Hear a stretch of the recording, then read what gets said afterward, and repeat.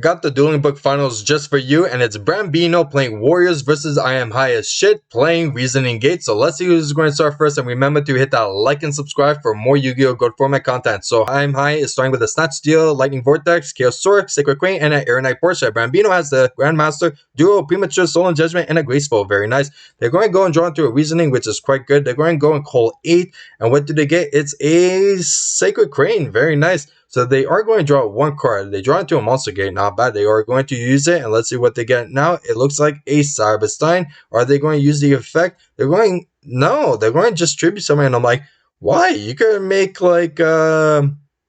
Balsamic the Terrible, you know, like just go and have like a monster that negates normal spells. Could be beneficial as well, and it's 2 beaters on top of that. Maybe 5,000 is a bit too much against Warriors. Who knows? So now Brambino is going to draw into a Mystic Swordsman. Graceful Charity gets the Soul Judgment, Nobleman, and the Sakuretsu. They're getting rid of the Nobleman and Mystic Swordsman since it's pretty dead against Reasoning. So now they're going to go Duel, and what do they snipe? A Sacred Crane, very nice, and a Lightning Vortex, very good. So they're going to go and set 3 and summon the Grandmaster and pass. They draw into a Nobleman, which is pretty dead against Warriors. So now they're going to go and swing. Sakuretsu gets rid of it. They draw into a DD Warrior, which is quite good. So they are going to go and swing with both. That's 33 direct. That's a lot of damage. They draw into a Monster Reincarnation, not the greatest. Snatcher is going to be used. Solemn Judgment is chained. Now they're going to go and banish 2 for the Chaos Sword, which is also going to get Solemn Judgment. So it's not looking good for Brambino in life, but at the same time, I'm High doesn't have much to do. So all what they can do is just pass because they can't even add the Chaos Sword because they don't have another Dark. Worst thing, like they could add this Sacred Crane and swing into DD Warrior Lady, but yeah, I'm not too sure. That Premature would just bring DD Warrior back, and I really doubt he would banish. So now Grandmaster is attacking for 18 and 15, so another 33 direct. Now they're sending the Mirror Force and passing. They draw into a Nobleman Crossout, so they are definitely a main defeat. Hopefully they side that out. If there was other plays that you were done, comment it down. So I'm High is starting once again with a Lightning Vortex again, a Brain Control, Threatening, Monster Gate, and a Ring. Very nice. Brambino has a Dust, a Zerpies, King Tiger, Premature, and a Solemn Judgment. Very nice as well. They top deck into a Duel. They're going to use it, and what do they snipe? Is it the Solemn, the Premature? The Solemn, very nice. So they're going to go discard the Dust since it's pretty dead. They're going to go King Tiger to swing in case if it's a Scapegoat, which is pretty smart. So now they're going to go and draw into a Monster Reincarnation. Brain Control is going to take. So now they're going to go and use it. And oh, it's a Cyberstein. Not the greatest. And they just paid 800, so they can't even use it. So now they're going to go and attack for 700, which they kind of wish they attacked with the Tiger first. So they draw into a Blade Knight. They're going to go Premature Spells to summon the King Tiger. Now they're going to try to attack. They are definitely going to ring it. Oh man, that just seems so bad. So now they're going to go and just set the Blade Knight and pass. They draw into a Giant Trunade. Now they're going to put the Cyberstein in defense. Now they're going to summon the Azure, and they're going to try to attack, but Threatening says no. Now they draw into a Reasoning. What can they get? They call 8. Very nice. It's an Aeronite Portia. That's a good top deck. Blade Knight's only at 16, so they are going to draw a card, and they get a Nobleman. Why? Okay, like, he should have cited those out, okay? And this is the reason. First, he's against Warriors, so they rarely, like, set.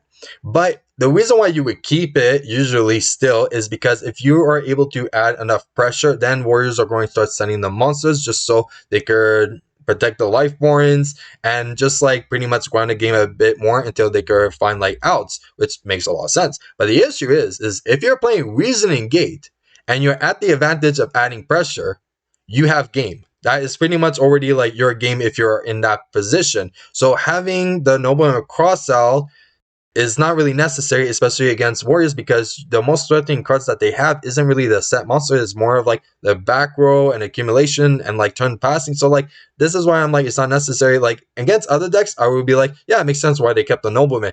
But if you're playing Reasoning Gates and you're against Warriors, there is no reason to keep that Nobleman Crossout at all. So yeah, he should have taken that out. That was dead. So now they draw into a Dust Tornado. Kaiku is going to be summoned and swinging. Now they're going to set the Dust.